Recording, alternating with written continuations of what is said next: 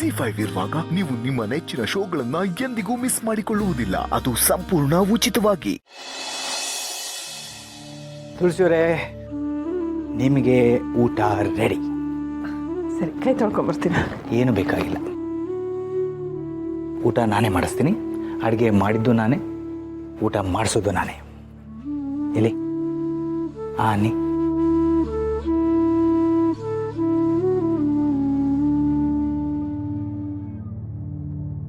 ಹೇಗಿದೆ? ತುಂಬ ಚೆನ್ನಾಗಿದೆ. ನನಗೆ ಗೊತ್ತು ತುಳಸಿಯವರೇ, ಈ ಊಟ ಅಷ್ಟೊಂದು ರುಚಿಯಾಗಿರಲ್ಲ ಅಂತ. ಇನ್ನೊಂದು ಸ್ವಲ್ಪ ದಿನ ಅಷ್ಟೇ, ಆಮೇಲೆ ನೀವೇನು ಕೇಳ್ತೀರೋ ಅದನ್ನು ನಾನೇ ಮಾಡಿಕೊಡ್ತೀನಿ. ಈಗ ಸ್ವಲ್ಪ ಆರೋಗ್ಯದ ಕಡೆ ಗಮನ ಕೊಡಬೇಕು, ಅದಕ್ಕೆ ಇದನ್ನು ತಿನ್ಬೇಕಾಗತ್ತೆ. ಮಾಧವ್ ಅವರೇ, ಈ ಊಟ ರುಚಿಯಾಗಿಲ್ಲ ಅಂತ ಯಾರು ಹೇಳಿದ್ದು? ನೀವು ಯಾವುದೇ ಅಡುಗೆ ಮಾಡಿದ್ರೂ ರುಚಿಯಾಗಿ ಮಾಡ್ತೀರಾ ಅಂತ ಎಲ್ರಿಗೂ ಗೊತ್ತಿದೆ. ಅಷ್ಟಿಲ್ಲದೆ ನೀವು ಇಷ್ಟು ಫೇಮಸ್ ಆಗ್ತೀರಾ? ಒಂದು ತಿಳಿ ಸಾರನ್ನೇ ನೀವು 10 ಥರ ಮಾಡ್ತೀರಾ. ಈಗ ಬಾಣಂತಿ ಅಡುಗೆನೂ ಇಷ್ಟು ಚೆನ್ನಾಗಿ ಮಾಡ್ತಾ ಇದ್ದೀರಾ. ನೀವು ಹೀಗೆ ದಿನಕ್ಕೊಂದೊಂದು ಅಡುಗೆ ಮಾಡಿ ತಿನ್ಸಿದ್ರೆ ನನಗೆ ಹೊಟ್ಟೆ ತುಂಬೋದೇ ಗೊತ್ತಾಗಲ್ಲ. ನಿಮ್ಮ ಕೈ ರುಚಿ ತಿನ್ನೋ ಅದೃಷ್ಟಕ್ಕಿಂತ ನನಗೆ ಬೇರೆ ಇನ್ನೇನು ಬೇಕು ಮಾಧವ್ ಅವರೇ? ನೀವು ನಿಮ್ಮ ಕೈಯಾರೆ ನನಗೆ ಬೇವಿನ ಕಷಾಯ ಮಾಡಿಕೊಟ್ರು ಅದು ಕಬ್ಬಿನ ಹಾಲು ಕುಡ್ದಾಗಿರುತ್ತೆ. ನಾನು ಚೆನ್ನಾಗಿ ಅಡುಗೆ ಮಾಡ್ತೀನಿ ಅಂತ ಜನಗಳಿಗೆಲ್ಲ ಗೊತ್ತಿರ್ಬೋದು, ಆದರೆ ನೀವು ನನಗಿಂತ ಚೆನ್ನಾಗಿ ಅಡುಗೆ ಮಾಡ್ತೀರಾ ಅನ್ನೋದು ನನಗೆ ಗೊತ್ತು. ಎಲ್ಲರೂ ರಾಮನೇ ತುಂಬ ಶಕ್ತಿವಂತ ಅಂತ ಅಂದ್ಕೊಂಡಿರ್ತಾರೆ, ಆದರೆ ರಾಮನಿಗಿಂತ ಹೆಚ್ಚು ಶಕ್ತಿ ಇದ್ದಿದ್ದು ಹನುಮಂತನ ಭಕ್ತಿಗೆ. ಇಲ್ಲೂ ಹಾಗೆ, ನಾನು ಮಾಡೋ ಅಡುಗೆಗಿಂತ ಜಾಸ್ತಿ ರುಚಿ ಇರೋದು ನೀವು ನನ್ನ ಮೇಲೆ ತೋರಿಸೋ ಪ್ರೀತಿಗೆ.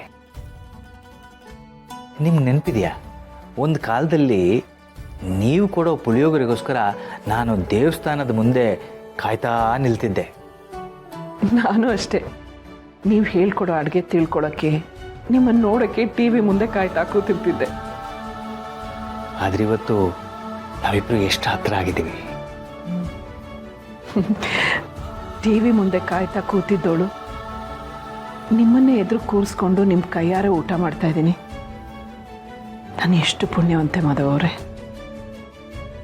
ನನ್ನ ಜೀವನನೇ ಮುಗಿದೋಯ್ತು ಅಂದ್ಕೊಂಡಿದ್ದಾಗ ನನಗೆ ಹೊಸ ಜೀವನ ಕೊಟ್ಟ ದೇವತೆ ನೀವು.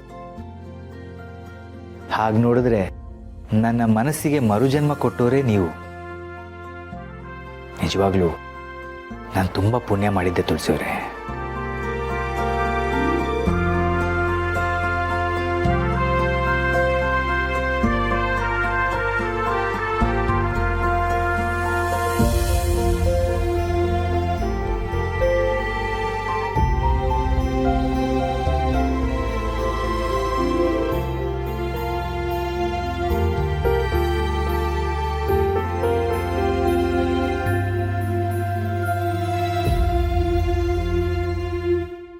ಜಿ5 ಆಪ್ ಡೌನ್ಲೋಡ್ ಮಾಡಿ ಎಲ್ಲಾ ಸಂಚಿಕೆಗಳನ್ನು ಸಂಪೂರ್ಣ ಉಚಿತವಾಗಿ ನೋಡಿ.